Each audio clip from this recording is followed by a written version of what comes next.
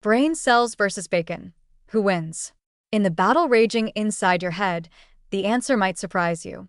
Your microglia, the brain's own immune squad, are supposed to be lean, mean, debris-clearing machines, constantly sweeping up misfolded proteins and broken synapses. But in Alzheimer's disease, it looks like they've been seduced by the buffet line. Instead of patrolling, they start hoarding fat, turning into tiny, overstuffed storage units that can barely move. Imagine the world's most dedicated house cleaner suddenly sitting down with a plate of crispy bacon, deciding they'll get back to tidying up later, except later never comes. Scientists at Purdue University have been digging into why this happens, and their findings flip the usual Alzheimer's narrative on its head. For years, plaques and tangles were the main villains. Sticky amyloid beta clumps were seen as the cause of neuron death. But this research suggests the real story might be that the brain's cleanup crew gets stuck in a fat coma and can't keep the house clean. Under a microscope, they saw microglia near plaques loaded with twice as many lipid droplets as their healthier counterparts.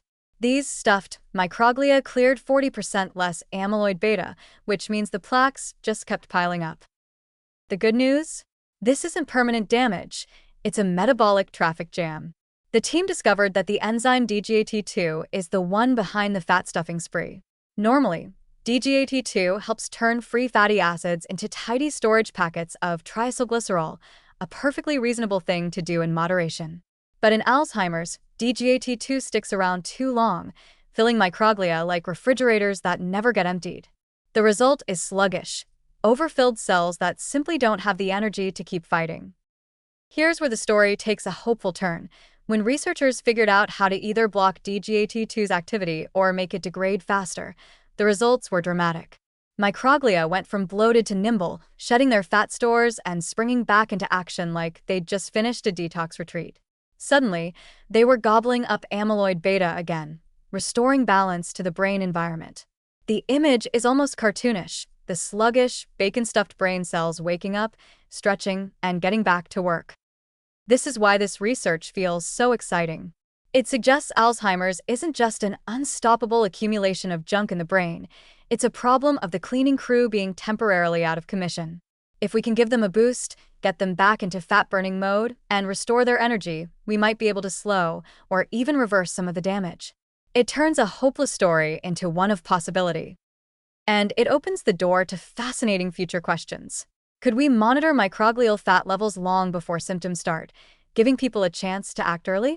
Could lifestyle habits, exercise, diet, sleep, influence how much bacon your microglia take in?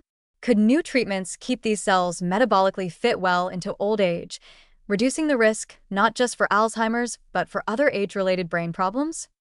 So in the battle of brain cells versus bacon, we may finally have a way to let the brain cells win. The goal isn't to banish fat entirely.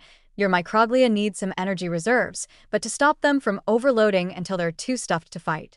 If science succeeds, we might get a future where our brain's immune system stays sharp, our neurons stay protected, and we keep more of our memories. And that's a story where everybody wins, except maybe the bacon.